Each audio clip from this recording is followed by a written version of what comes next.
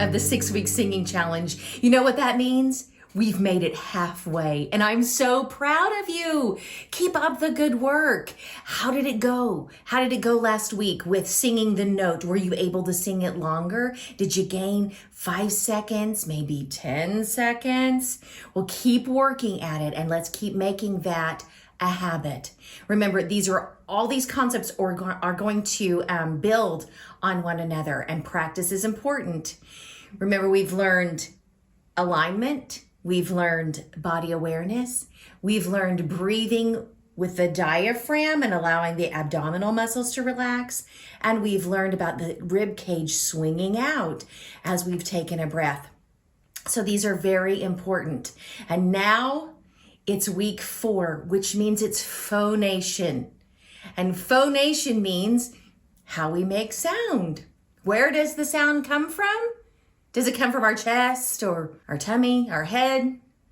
It's so confusing. Where does the sound come from in our body? Well, it actually comes from the larynx, which is housed in the trachea. And the trachea is the part of the body that the air goes down into the lungs. That's why we've talked about air for the last couple of weeks and breathing. So the vibrators are actually 2 strips of tissue called the vocal folds. Sometimes you may have known them as the vocal cords. And so the first role of the vocal fold is to keep out foreign material.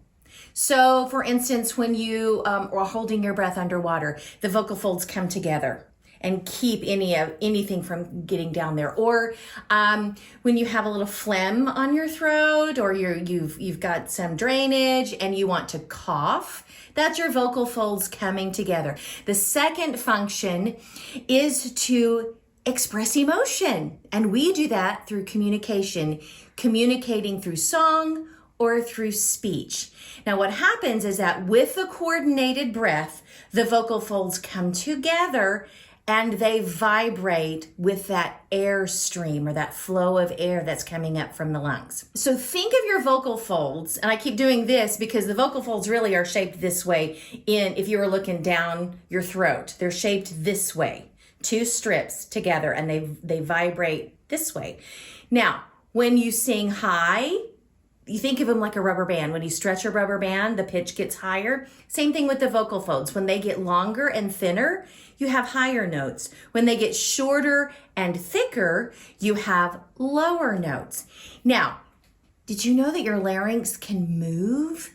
But I don't want you to think of the pitch with the larynx moving. So let's try this. I want you to put your hand right here, if I kind of feel there's a little divot or a little space. If you're a guy, you might feel your Adam's apple. That's where your vocal folds are. So lightly, gently feel that. Now what I want you to do is I want you to swallow and feel what's happening in your throat. Did you feel them go up? The larynx itself goes up when you swallow and then comes back down. Now let's try this. I want you to yawn, like go into a yawn for me. Did you feel the larynx go down? So your larynx can actually move. It can go up and it can move down, but we don't need that for pitch. I can move it and there's no pitch with it. In fact, I can even have a pitch, but it doesn't change the pitch. It just kind of changes the sound of the pitch, but not the pitch itself. So that's why when we started out with alignment and I was saying, let the head rise to the ceiling, it's going to keep you from wanting to go, do your chin up when you sing the high notes, or tuck your chin, especially guys, if you're wanting to sing low notes. So we don't want to tuck the chin or we don't want to raise the chin. We want to keep that head rising to the ceiling like that, because the position of the larynx does not determine the pitch at which you sing. In our voice, there are 2 main areas. Sometimes they're called high and low. Sometimes they're called head and chest, modal and falsetto, heavy and light. Those are all terminology for the 2 main areas of your voice. Now, I call it chest and head because when you speak low, kind of like what I am doing, you will feel some resonant vibrations in the chest.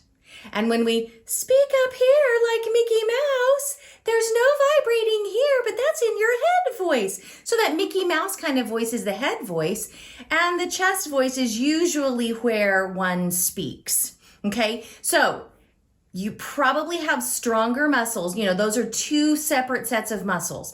And since you speak in a chest voice register most of the time, those muscles are going to be stronger, and your head voice muscles up here are going to be weaker. So therefore, you're not going to like the way they sound, and it's going to feel really funny and awkward when you're singing up there.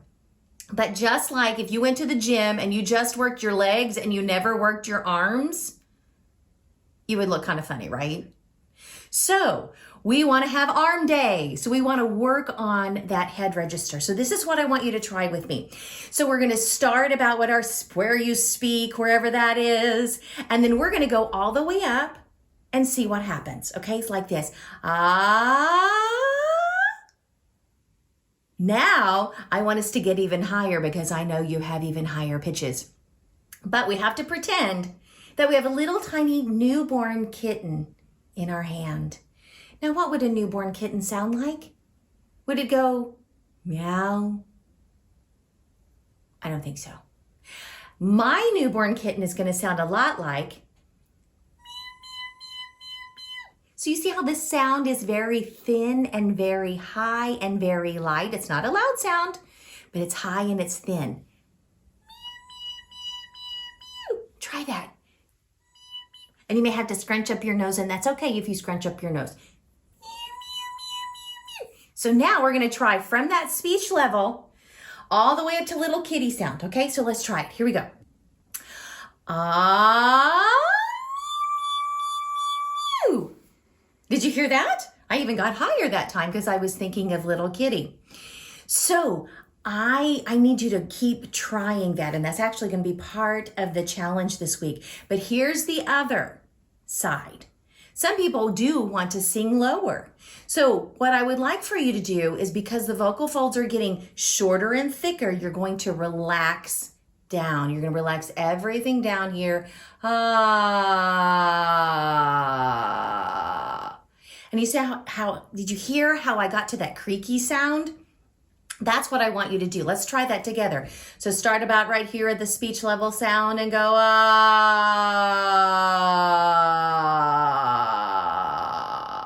to the creaky sound like that.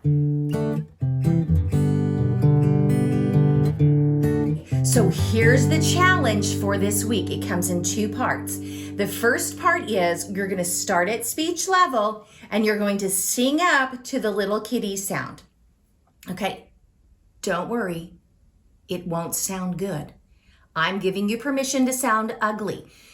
And you might have a few little breaks in there, some ka-chunks, you can call them, where your voice breaks and it doesn't sound good. And that's okay, I give you permission. Your voice isn't used to working like that. You know, I talked before how it's two different sets of muscles and they've got to learn to play nice with one another. And if they don't play nice with one another, you're going to hear that break. So it's okay, don't worry. It'll get better. But we're not worried right now about how it sounds. We're just worried about getting up into that higher pitch register, okay? So every day I want you to sing from speech level all the way to little kitty. Ah, just like that, 5 or 6 times. That will help. So that's part 1. Part 2 is going from the speech level down to the creaky, because you're learning to relax the vocal folds lower, okay? Ah.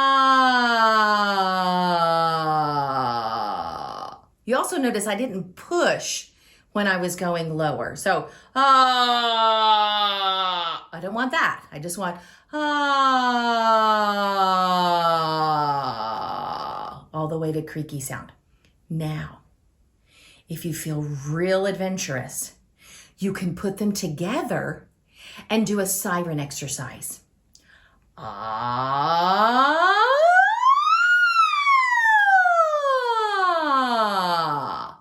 Now, if you need a little help with that, you can always put your arm